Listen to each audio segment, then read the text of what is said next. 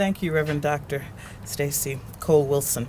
Latrell Miller Easterling, Episcopal Servant of the Washington area, the Baltimore, Washington Conference. If you don't work, you can't eat. Those words are contained in the Pauline Corpus, a tune sung by Bobby Byrd, and a statement I often heard growing up in my own community. In my childhood, it was offered as a way of incentivizing us to prepare ourselves well, develop a strong work ethic, seek gainful employment, and thereby be responsible for ourselves and our families. While it is a simplistic statement, subject to disclaimers and limitations, it does underscore a core principle in our society.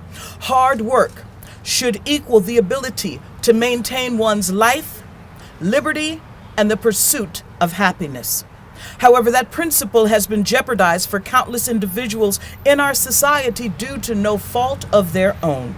They are gainfully employed and work hard every day to meet the demands of their employers, and yet they have been cast to the sidelines as they find themselves in the middle of failed political negotiations and partisan strategizing.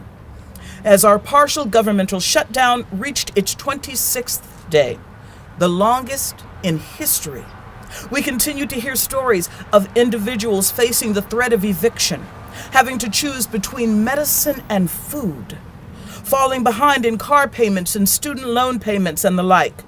And even though landlords and other creditors are slowly assuring those affected that they will be given latitude in meeting their obligations, the gainfully employed should not have to suffer under such insecure circumstances. There is an inherent dignity to be found in work. That dignity is being denied to hundreds of thousands of persons as this impasse continues. And as is always the case, the most marginalized are the most deeply impacted.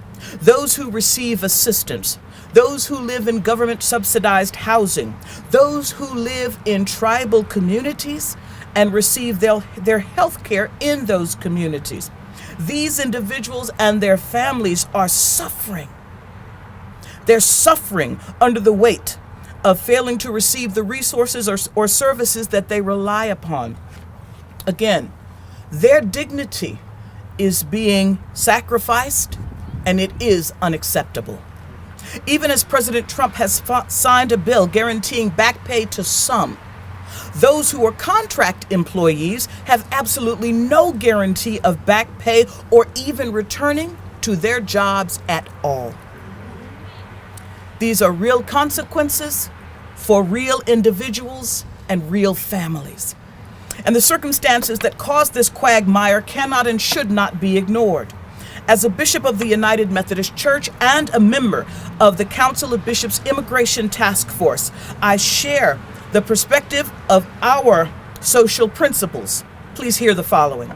Human migration is as old as human history. Individuals, families, tribes, and nations have been on the move since the days of Abraham and Sarah and before. Today, global migration as a factor in the quest for justice is a major priority of the denomination. This concern is rooted in both the biblical mandate for justice and a commitment to the future of the Church Universal. In the Book of Law, and to an even greater extent in our prophetic scriptures, concern for the stranger focuses on justice and the sharing of resources that flow from the bounty of God. As a United Methodist bishop, I stand here today and declare there is no us and them.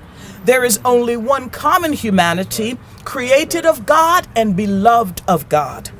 Therefore, I call upon President Donald Trump, Speaker Pelosi, and Senator McConnell to re-enter negotiations, reopen the federal government, reinstate the furloughed employees, and allow them to resume the dignity of their work and the means to care for themselves and their families.